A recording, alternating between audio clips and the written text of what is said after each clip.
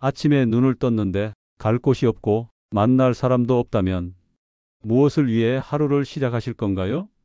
누가 부르지도 않고 누구도 기다리지 않는 날이 매일 이어진다면 그건 병이 아닌데도 사람을 가장 먼저 무너뜨립니다. 혹시 준비하고 계신가요? 무의미라는 노후의 병을. 퇴직은 끝이 아닙니다. 그러나 많은 사람에게 퇴직은 삶의 의미가 사라지는 순간이 됩니다. 더는 누군가가 당신을 부르지 않고 당신도 누구를 기다리지 않습니다. 매일 아침 어딘가로 향하던 길이 끊기고 매일 보던 사람들과의 인연도 거기서 멈춥니다. 누구도 큰 소리로 말하지는 않지만 퇴직 후에 가장 먼저 찾아오는 것은 시간이 아니라 침묵입니다. 침묵은 처음엔 낯설고 어색하지만 곧 익숙해집니다. 문제는 그 익숙함이 사람을 조용히 망가뜨린다는 데 있습니다. 우리는 늘 누군가의 무언가로 살아왔습니다. 직장에선 부장이었고 집에서는 아버지였으며 지역에선 조합원이었습니다. 하지만 은퇴한 순간 이 모든 정체성이 조용히 사라집니다. 나는 누구인가라는 질문 앞에 사람들은 뜻밖의 공허함과 마주하게 됩니다. 그리고 그 공허함은 몸보다 마음을 먼저 무너뜨립니다. 노인의 우울감, 무기력, 식욕 부진, 수면 장애는 많은 경우 병이 아닙니다. 삶의 무의미에서 비롯됩니다. 노후에 진짜 위험한 것은 암도 고혈압도 아닙니다. 살아야 할 이유를 잃는 것입니다. 하루가 너무 깁니다. 할 일 없이 흐르는 시간이 오히려 버겁게 느껴집니다. 어디 갈 데도 없고 갈 사람도 없습니다. 어제와 같은 오늘, 오늘과 같은 내일이 반복됩니다. 그 반복은 안정이 아니라 고립입니다. 어느 순간부터 식사를 대충 때우게 됩니다. 대화가 줄고 목소리 톤도 낮아집니다. 밖에 나갈 이유가 사라지고 전화도 받기 싫어집니다. 그런데도 우리는 말합니다. 나는 괜찮다고. 그냥 좀 피곤해서 그런 것이라고. 하지만 진짜 이유는 무의미함일지도 모릅니다. 가장 위험한 무의미는 자각되지 않은 무의미입니다. 몸이 아프면 병원에 갑니다. 허리가 아프면 약국에 가고 감기 기운이 있으면 쉬라고 말해줍니다. 하지만 무의미는 아무도 지적해주지 않습니다. 그건 병이 아니기 때문입니다. 그러나 병보다 더 깊게 사람을 침잠시키는 건 바로 그 병 아닌 것입니다. 무의미는 뿌리부터 관계를 잘라냅니다. 처음엔 불편한 연락을 피하게 되고 점점 아무도 만나지 않게 됩니다. 그렇게 한두 달이 지나면 고립은 습관이 됩니다. 혼자가 편해진 게 아니라 그냥 익숙해졌을 뿐입니다. 그리고 언젠가 이런 생각이 들기 시작합니다. 내가 없어도 세상은 아무 문제 없겠구나. 내가 사라져도 기억할 사람은 없겠지. 이 생각이 찾아온 순간 노후는 무너진 겁니다. 아프지도 않았는데 이미 마음은 쓰러진 것입니다. 노후의 무의미는 어떤 신호도 없이 찾아오고 그 어떤 약으로도 고쳐지지 않습니다. 우리는 준비해야 합니다. 질병보다 먼저 찾아오는 보이지 않는 병을. 왜 무의미는 생기는가? 우리는 대부분의 인생을 역할로 살아갑니다. 학생, 직장인, 가장, 부모, 배우자. 우리는 그 역할 속에서 자신의 위치를 찾고 의미를 느낍니다. 그런데 노후가 시작되면 그 모든 역할이 하나씩 사라지기 시작합니다. 더 이상 나를 부르는 사람이 없습니다. 부장님, 선생님, 아빠, 엄마. 그 어떤 호칭도 더는 쓰이지 않습니다. 그리고 그 순간부터 삶은 조용히 자기 자리를 잃어갑니다. 무의미는 크게 세 가지 이유에서 시작됩니다. 첫째, 정체성을 잃었기 때문입니다.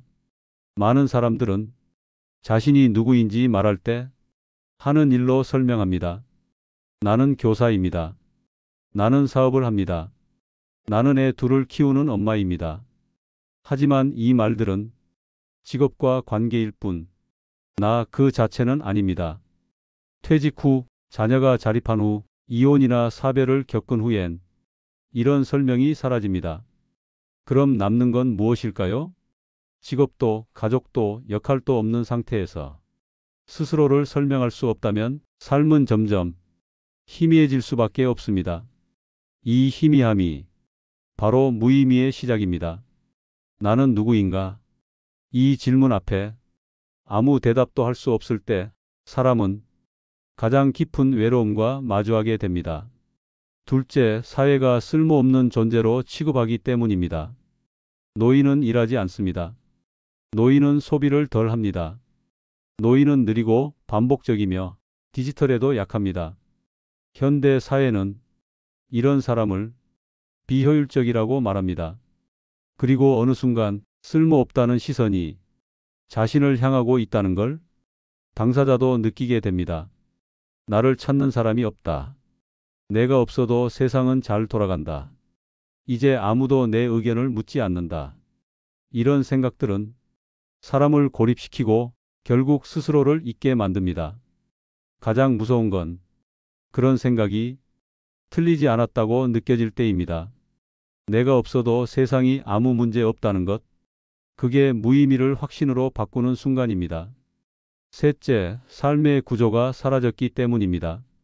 일상이란 건 사실 의미 있는 반복입니다. 정해진 시간에 일어나고 정해진 일을 하며 정해진 사람을 만나고 하루를 정리하는 일들. 그런데 은퇴 후의 삶에는 이 틀이 없습니다. 일어나도 좋고 눕고 있어도 됩니다. 아무것도 하지 않아도 누구도 뭐라 하지 않습니다. 자유로워야 할 이 시간은 어느 순간부터 형체 없는 시간이 되어 의욕까지 빨아들입니다. 무의미하다는 감정은 바로 이 구조 없는 삶 속에서 피어납니다. 의미는 의외로 작은 구조에서 생깁니다. 커피를 끓이고 신문을 넘기고 산책을 하고 누군가에게 메시지를 보내는 것. 하지만 이 루틴을 스스로 만들지 못한 사람에겐 노후는 끝없는 공백처럼 느껴집니다. 무의미는 결코 거창하지 않습니다. 그건 아주 작은 틈에서 시작됩니다. 아침에 일어날 이유가 없다. 오늘 누구를 만날 계획이 없다. 하루 종일 말 한마디 안 해도 괜찮다. 어제와 똑같은 오늘이 또 반복된다. 이런 감정들이 쌓이면 어느 날 문득 삶의 중심이 사라진 것을 느끼게 됩니다. 그리고 그 공허함을 채워줄 무엇인가를 찾기 시작합니다. 하지만 그건 돈도 약도 누군가도 해결해 줄 수 없는 문제입니다. 왜냐하면 무의미란 건 존재 자체의 문제이기 때문입니다. 존재가 흔들리는 순간 그 사람은 스스로를 지탱할 수 없습니다. 그리고 그 무너짐은 천천히 그러나 확실하게 삶을 잠식합니다. 노후의 무의미는 역할의 상실, 사회의 무관심, 그리고 반복 없는 삶에서 시작됩니다. 우리는 이것을 절대 우연이라 생각해선 안 됩니다. 준비하지 않으면 누구나 겪게 되는 노후의 흔한 현실입니다. 어떻게 의미를 되찾을 수 있을까? 의미 없는 삶은 사람을 서서히 무너뜨립니다. 그렇다면 다시 의미를 되찾는 방법은 정말 없는 걸까요? 의미는 사실 멀리 있지 않습니다. 작고 단순한 일상에서 다시 시작할 수 있습니다. 무의미를 극복하는 데 필요한 건 거창한 변화가 아니라 작은 틀입니다. 그 틀은 일상에서 만들어집니다. 오늘 하루를 누구보다 정확히 살아낸다는 감각, 그 감각이 사람을 다시 일으킵니다. 다음은 무의미한 노후를 막기 위한 세 가지 핵심 대안입니다. 1. 매일을 지탱하는 루틴 만들기. 무의미는 형체 없는 시간이 쌓일 때 시작됩니다. 하루에 단 한 가지라도 반복되는 일을 정해보세요. 아침 8시에 일어나 커피 내리기, 점심 직후 30분 걷기, 자기 전 5분간 책 읽기, 오후 3시 창문 열고 환기하기. 이건 단순한 습관이 아닙니다. 하루를 지키는 구조물입니다. 루틴은 내가 오늘 하루를 살아냈다는 자기 확인의 도구입니다. 반복이 주는 안정감은 무의미로 기울던 하루에 작은 닻을 내립니다. 당신이 무엇을 하는지는 중요하지 않습니다. 그걸 매일 한다는 게 중요합니다. 2. 작은 쓸모를 만드는 역할 찾기. 노후의 의미를 회복하는 가장 빠른 길은 내가 누군가에게 필요한 존재임을 느끼는 것입니다. 동네 도서관 책 정리, 마을센터 배식 봉사, 지역 라디오 사연 읽기, 반찬 만들어 이웃 나누기, 공원에서 아이들 도와주기. 이건 대단한 기여가 아닙니다. 단지 누군가가 나의 존재를 잠깐이라도 인식한다는 것, 그 자체가 삶의 중심을 다시 세워줍니다. 누군가 나를 기다린다는 감정은 생각보다 강력한 의미의 원천입니다. 그 기다림이 하루의 목적이 되고 그 목적이 무의미를 막는 방패가 됩니다. 3. 나만의 공간을 갖기. 사람에게는 자신만의 자리, 자신만의 세계가 필요합니다. 창가에 놓인 화분, 오래된 책장 옆 의자, 정리된 주방 싱크대, 손글씨 일기장이 있는 책상. 이런 것들은 누가 보기엔 하찮지만 그 사람에게는 하루를 살아낼 수 있는 거점이 됩니다. 의미는 크기보다 관계와 애정에서 생깁니다. 당신이 매일 보는 공간이 당신을 살게 할 수도 있습니다. 이 공간은 외로울수록 나이를 먹을수록 더 중요한 심리적 방공호가 됩니다. 1. 기록하기. 하루에 한 문장이라도 메모를 남겨보세요. 그날 당신이 존재했다는 증거가 됩니다. 2. 공부하기. 배움은 연령과 상관없습니다. 온라인 강의, 마을 평생교육, 유튜브 채널 구독 등 지적 자극은 무의미를 늦춥니다. 3. 소리 만들기. 혼자 사는 공간에서 음악, 라디오, 낭독을 틀어두세요.